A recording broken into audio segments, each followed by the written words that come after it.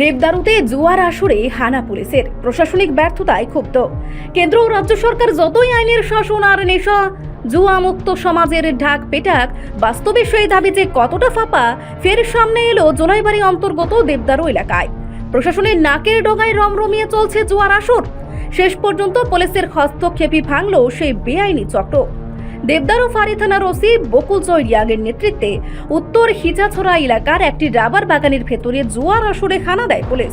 গোপন সূত্রে খবর পেয়ে চালানো এই অভিযানে নগদ ৫,০০০ টাকা, জুয়ার সামগ্রী সহ ৪ জনকে আটক করা হয়। আটককৃতরা হলো উগ্গাজয় মগ, রাফরু মগ, রাজু মগ ও অমিত মগ।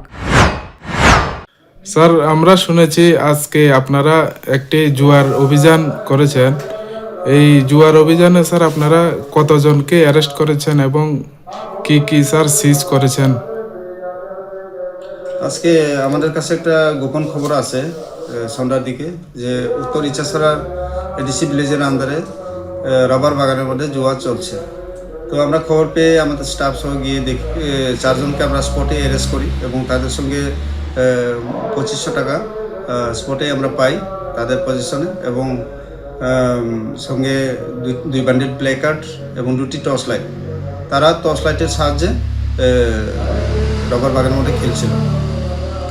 তাদের নামগুলি কি কি স্যার? তাদের নাম উগিয়া মগ, রাফরু মগ, অমিত মগ এবং রাজু মগ। তাদের সবার বাড়ি উত্তর ইচ্ছাছড়া, বাইখুড়া থানার আন্ডার।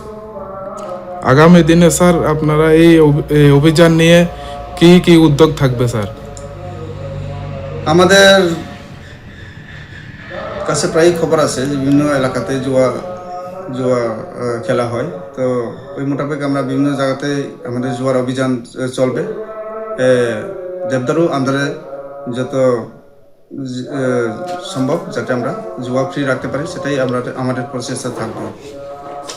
এখানে আরেকটি আমি বলতে চাই যে তাদের 4 জনকে আমরা স্পটে অ্যারেস্ট করেছি এবং সঙ্গে তাদের সঙ্গে আরও 4-5 জন ছিল, তাদেরকেও আমরা কেস পাঠাবো। অসংখ্য ধন্যবাদ স্যার। Thank you. প্রশ্ন উঠছে, সরকারের নজরদারি কোথায় ছিল? পুলিশ যদি নিজ উদ্যোগে অভিযান না চালাতো তবে কি এই জুয়ার আসর আরো ছড়িয়ে পড়তো না? একদিকে অনলাইনে জুয়ার বন্ধের বলি, অন্যদিকে গ্রামগঞ্জে খোলা আকাশের নিচে জুয়ার রমরমা।